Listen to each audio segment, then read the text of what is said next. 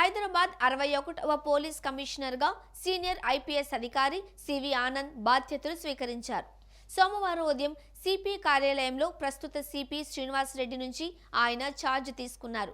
అనంతరం ఆయన మీడియాతో మాట్లాడుతూ హైదరాబాద్ సిపిగా రెండోసారి బాధ్యతలు చేపట్టడం సంతోషంగా ఉందన్నారు. రాష్ట్ర ప్రభుత్వం డ్రగ్స్ పై సీరియస్ గా ఉందన్నారు. డ్రగ్స్, గంజాయి నిర్మూలనకు కృషి చేస్తాము అని తెలిపారు.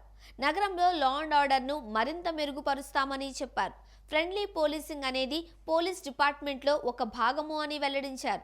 ప్రజలతో ఫ్రెండ్లీ పోలీసింగ్ ఉంటుందని, క్రిమినల్స్ పై ఉక్కుపాదం మోపుతామన్నారు. వినాయక నిమజ్జనం చాలా కీలకమైన అంశమని చెప్పారు. నిమజ్జన ఘట్టం ప్రశాంతంగా జరిగేలా చర్యలు తీసుకుంటాము అని తెలిపారు. హైదరాబాద్లో ట్రాఫిక్ వ్యవస్థ అస్తవ్యస్తంగా మారిందని విన్నానని, ట్రాఫిక్ సమస్యను కూడా పరిష్కరిస్తామన్నారు. హత్యలు, అత్యాచారాలు, లా అండ్ ఆర్డర్ పై కఠినంగా వ్యవహరిస్తాము అని తెలిపారు. కాగా సిపిగా సివి ఆనంద్ నియామకంతో ఏడాది కాలంలోనే 4వ కొత్వాల్గా రికార్డులకు ఎక్కారు. మొదటి 4 స్థానాలు ఆనంద్వే కావడం గమనార్హం. మధ్యలో మాత్రం షాండిల్య, శ్రీనివాస్ రెడ్డి పనిచేశారు. ఆయన తొలిసారిగా 2021లో హైదరాబాద్ సిపిగా నియమితులయ్యారు. ఆ ఏడాది డిసెంబర్ 25 నుంచి గత ఏడాది అక్టోబర్ 12 వరకు విధులను నిర్వర్తించారు. అయితే ఎన్నికల సంఘం ఆదేశాల మేరకు ఆ మరుసటి రోజు బదిలీ అయ్యారు.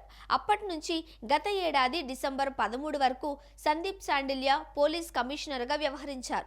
ఆ మరుసటి రోజు బాధ్యతలు స్వీకరించిన కొత్తకోట శ్రీనివాస్ రెడ్డిని ఈ నెల 7న బదిలీ చేసిన ప్రభుత్వం మళ్లీ సివి ఆనంద్నే సిపిగా నియమించింది. దీంతో 21 ఏళ్ల తర్వాత హైదరాబాద్కు డీజీపీ స్థాయి అధికారిని కొత్వాల్గా నియమించడం ఇదే మొదటిసారి. హైదరాబాద్ పోలీస్ కమిషనరేట్ తొలి కొత్వాల్ హసన్ అలీ ఖాన్ నుంచి గత ఏడాది పోలీస్ కమిషనర్గా వచ్చిన కొత్తకోట శ్రీనివాస్ రెడ్డి వరకు మొత్తం 60 మంది అధికారులు ఈ పోస్టులో పనిచేశారు.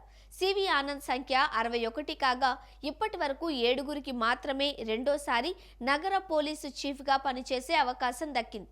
గతంలో C Rangaswamy Iyengar, B N Kaliyarao, S P Sattaru, K Vijayaramarao, R Prabhakar Rao, V Apparao, R P సింగ్లు మాత్రమే ఇలా పనిచేయగలిగారు.